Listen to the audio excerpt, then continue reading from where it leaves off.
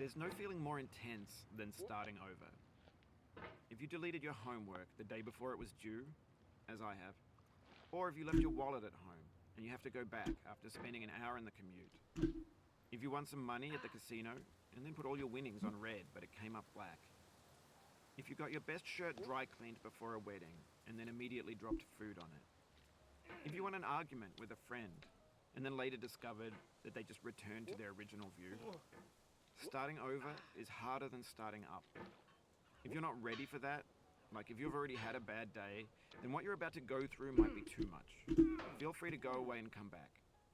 I'll be here. Alright, thanks for coming with me on this trip. I'll understand if you have to take a break at any point. Just find a safe place to stop and quit the game. And don't worry, I'll save your progress, always, even your mistakes. This game is a homage to a free game that came out in 2002, titled Sexy Hiking. The author of that game was Jazor, a mysterious Czech designer who was known at the time as the father of B games. And B games are rough assemblages of found objects.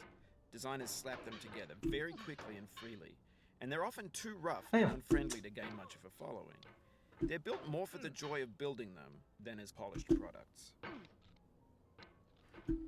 In a certain way, Sexy Hiking is the perfect embodiment of a B game. It's built almost entirely out of found and recycled parts, and it's one of the most unusual and unfriendly games of its time. In it, your task is simply to drag yourself up a mountain with a hammer. And that act of climbing, in the digital world or in real life, has certain essential properties that give the game its flavor. No amount of forward progress is guaranteed. The cliffs are too sheer or too slippery. And the player is constantly, unremittingly in danger of falling and losing everything. Anyway, when you start Sexy Hiking, you're standing next to this dead tree that blocks the way to the entire rest of the game. It might take you an hour to get over that tree, and a lot of people never got past it. You prod and you poke at it, exploring the limits of your reach and your strength, trying to find a way up and over. And there's a sense of truth in that lack of compromise. Most obstacles in video game worlds are fake. You can be completely confident in your ability to get through them once you have the correct method or the correct equipment or just by spending enough time. In that sense, every pixelated obstacle in Sexy Hiking is real. The obstacles in Sexy Hiking are unwieldy, and that makes the game uniquely frustrating. But I'm not sure Jazzuo intended to make a frustrating game. The frustration is just essential to the act of climbing, and it's authentic to the process of building a game about climbing. A funny thing happened to me as I was building this mountain.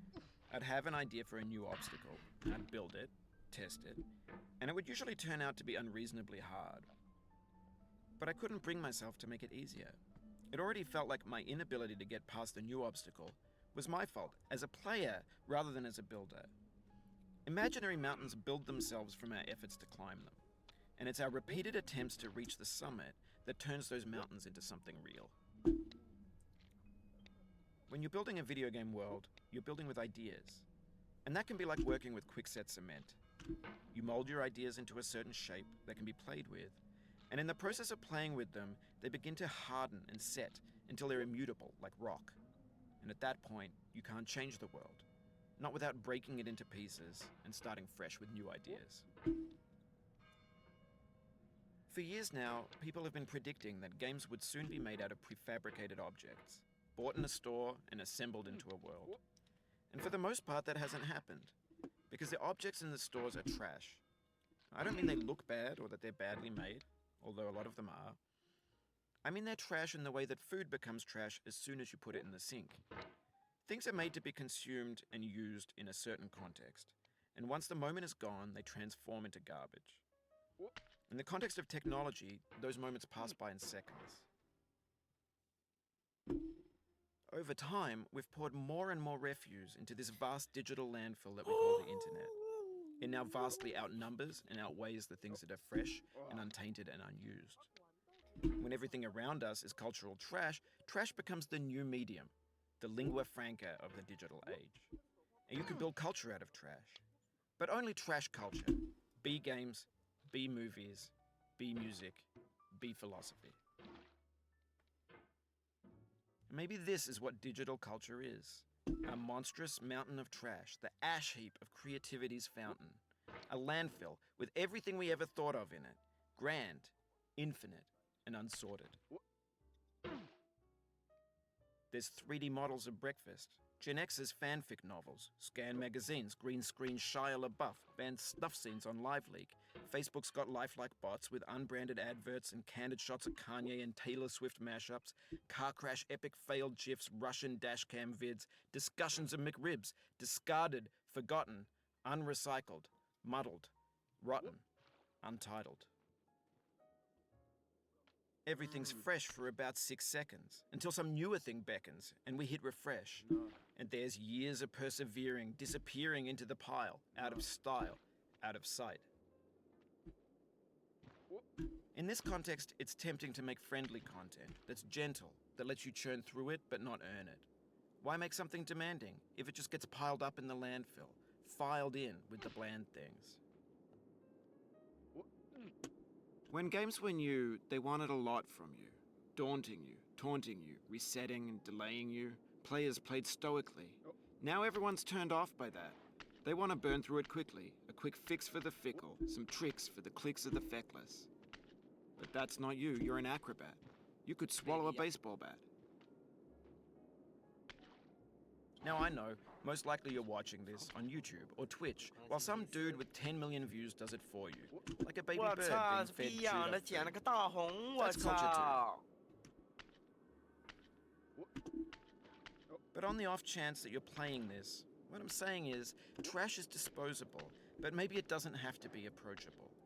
What's the feeling like? Are you stressed? I guess you don't hate it if you got this far. Feeling frustrated? It's underrated. An orange is sweet, juicy fruit locked inside a bitter peel. That's not how I feel about a challenge. I only want the bitterness. It's coffee. It's grapefruit. It's licorice. It feels like we're closer now. Composer and climber, designer and user. You could have refused, but you didn't. There was something in you that was hidden, that chose to continue. It means a lot to me that you've come this far, endured this much. Every wisecrack, every insensitivity, every setback you've forgiven me is a kingly gift that you've given me. We have the same taste, you and I. It's not ambition, it's ambition's opposite. An obdurate mission to taste defeat. You'll feel bad if you win, so I put this snake in for you. Have you thought about who you are in this? Are you the man in the pot, Diogenes? Are you his hand? Are you the top of his hammer? I think not. Where your hand moves, the hammer may not follow, nor the man's hand.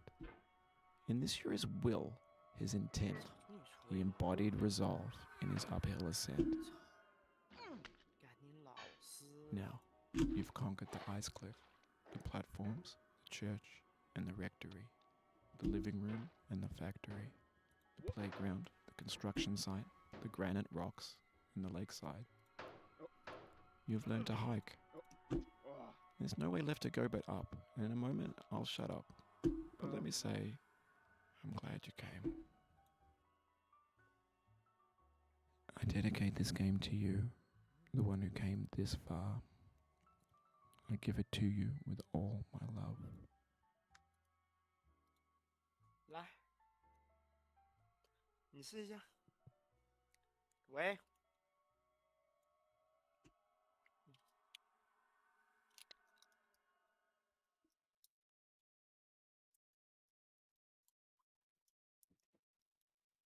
Are you seriously?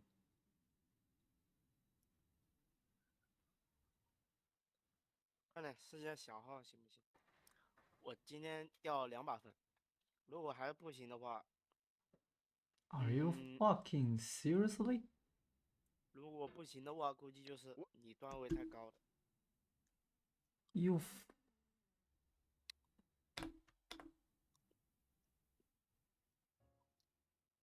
为啥呀？这怎么算？